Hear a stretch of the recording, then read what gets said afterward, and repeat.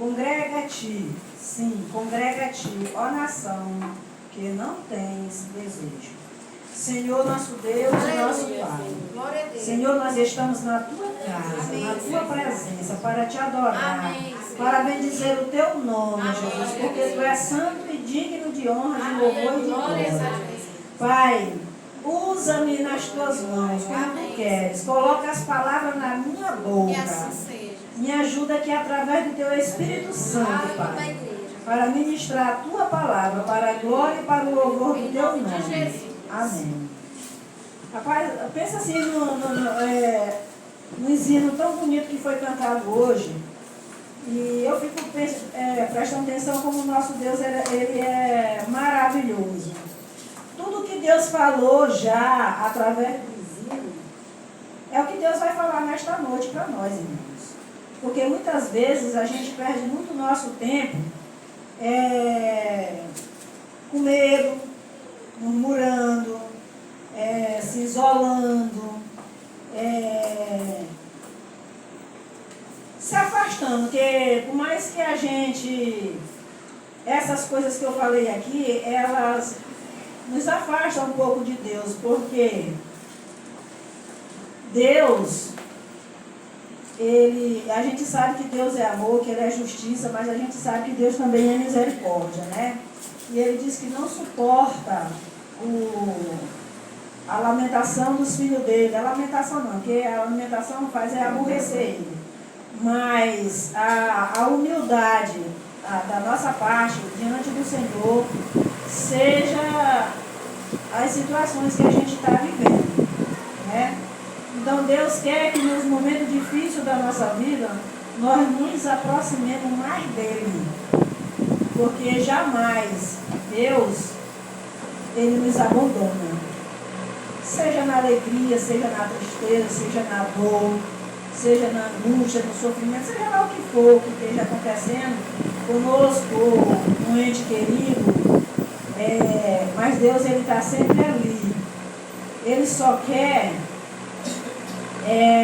que nós façamos a nossa parte. Porque se nós fizermos a nossa parte, a mais difícil é com Ele, não é conosco. Às vezes a gente se sente assim, parece que Deus desprezou, parece que Deus não está vendo, parece que Deus não está olhando, parece que Deus não está escutando, parece que aquela oração que a gente fez, parece que aquela oração não chegou ao ouvido do Senhor. Nessa semana eu já disse para uma pessoa, eu digo, olha, se Deus sonda o teu coração, imagine a tua oração, por mais pequena que ela seja, Ele está ouvindo porque Ele não é surdo. Ele diz que Ele não é surdo para não ouvir as nossas orações, seja grande, seja pequenininha, seja você jogar o joelho no chão e orar e chorar e não ter palavras para falar para o Senhor, mas naquele momento ali, o Senhor, você está só chorando ou não dizendo, Senhor, tem misericórdia de mim, porque eu acredito que isso já aconteceu comigo, e eu acredito que não só comigo, mas com todos nós, isso já aconteceu. O momento da gente jogar o joelho no chão e não ter uma palavra para dizer para o Senhor, e a única palavra é aquela, Senhor, tem misericórdia. Mas quando você diz, Senhor, tem misericórdia, Ele diz que antes mesmo que nós falássemos, Ele já está entendendo o que é que nós queremos. Glória a Deus. Então, esse é o nosso Deus, irmãos. Antes que você fale, antes que você pense, Ele já sabe o que você vai pensar. Ele já sabe o que você quer. E Ele vai lhe ajudar. Só que nós temos que entender que nada é no nosso tempo. Tudo é no tempo de Deus. Então, ele diz aqui em Sofonias, ele diz, olha, congrega-te, sim, congrega-te. Olha o que Deus quer de nós. Deus quer nós em casa, preocupados, murmurando, imaginando, meu Deus, será que eu vou ficar bom? Esse será é uma coisa que não agrada muito a Deus, não. Senhor, será que eu vou ficar bom? Será que tu ouve minha oração? Será que tu está vendo que eu estou passando, rapaz, eu vou lhe dizer uma coisa. Esse será é um negócio muito chato. Até para nós mesmos. É chato a gente ouvir será. Que será nada, meu irmão. Que com Deus não tem será. Com Deus tem promessa. E a Bíblia diz que ele não é um homem para mentir.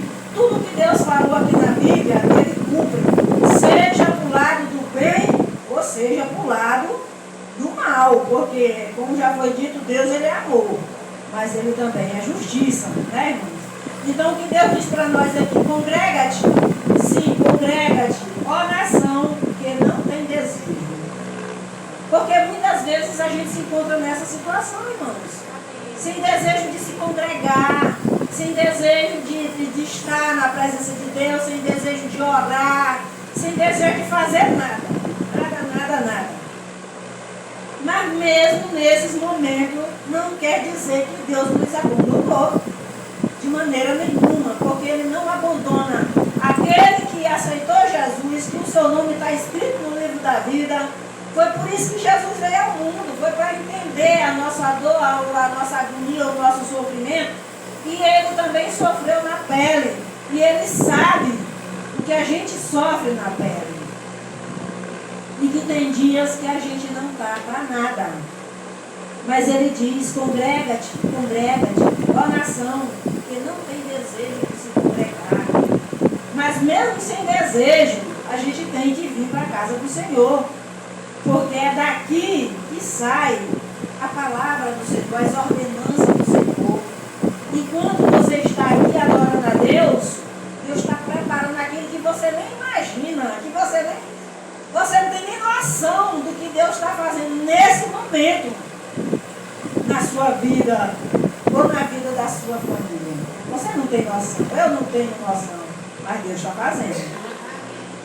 Então, antes que saia o decreto e o dia passe como a palha, antes que venha sobre vós a ira do Senhor, sim, antes que venha sobre vós o dia da ira do Senhor. Nós sabemos, irmãos, que a ira do Senhor, ela vai chegar, ou mais cedo ou mais tarde, ela vai bater na nossa porta. Por quê? Porque a Bíblia diz que o mundo já age no maligno. São muitas situações que infelizmente está acontecendo na nossa terra e são coisas terríveis. Eu acredito que nós estamos vivendo um momento como no tempo de Noé, que a Bíblia diz que o mal era tão grande que cheirava mal nas narinas de Deus. Se você assiste jornal, você vê muita bagaceira. Se você... No bairro que você mora, acontece muita coisa ruim. E nós mesmos somos oprimidos pelo inimigo hoje em dia, através de problemas, de situações, de enfermidade. E tudo isso está acontecendo. E a gente sabe que a palavra de Deus diz que isso é só o princípio das dores. E para Deus mostrar que Ele não é Deus só dos crentes, ele é Deus do mundo também, dos outros que estão lá. Os outros estão enganando, mas ele diz que a justiça dele vai começar pela casa dele. Porque a justiça, tem até um ditado no mundo aí, que a justiça para ser boa, ela tem que começar de casa. E nós estamos na casa do Senhor para aprender isso. Que a justiça de Deus, ela tem que começar na nossa casa. Nós temos que falar do amor de Deus, da justiça de Deus, é no deitar, é no levantar, é de manhã, é meio-dia, é de tarde. Temos sempre que estar falando do amor de Deus, das misericórdias de Deus. A gente recebe uma notícia que alguém está passando por um problema. Agora mesmo, nessa semana, alguém, amigo do seu mãe, já se matou. E as notícias são essas, irmãos. É que fulano se matou, que fulano matou fulano. E há tanta coisa ruim. Né? Então a gente vê que por causa dessas coisas, o Senhor está dizendo aqui, olha, antes que saia o decreto, porque o decreto vai sair. O decreto vai sair, o decreto vai chegar da punição de todos que estão fazendo coisa errada. E isso pode ser também na nossa vida, irmãos. Porque o dia da manhã não pertence a nós. Todo dia eu digo isso. Que o dia da manhã ele não pertence a nós. E nós corre o risco de nós morrer sem Cristo. Vocês sabiam disso? Que nós corremos o risco de morrer sem Cristo? Porque a Bíblia diz que a gente pega como quem se bebe água. Aí 6 horas você não faz o pôr do sol para pedir perdão para Deus do que você falou, do que você pensou, do que você cometeu, do que você praticou durante o dia. E se você não faz a oração do pôr do sol, que Deus o livre você venha morrer de noite, você está perdido. Você morreu sem Cristo. Por isso que todo pôr do sol nós temos que orar, entregar ao Senhor as nossas falhas, os nossos erros nas mãos do Senhor, pedir perdão para nós entrar à noite. Eu fico pensando numa tragédia que aconteceu em 2 países que são juntinhos. Eu não estou lembrada aqui o nome dos países que aconteceu, não faz muito tempo não. Aconteceu um terremoto e 4 horas da manhã que aconteceu esse terremoto e atingiu 2 países. Agora imagine, 4 horas da manhã, está todo mundo dormindo. Quantas pessoas morreram naquele terremoto?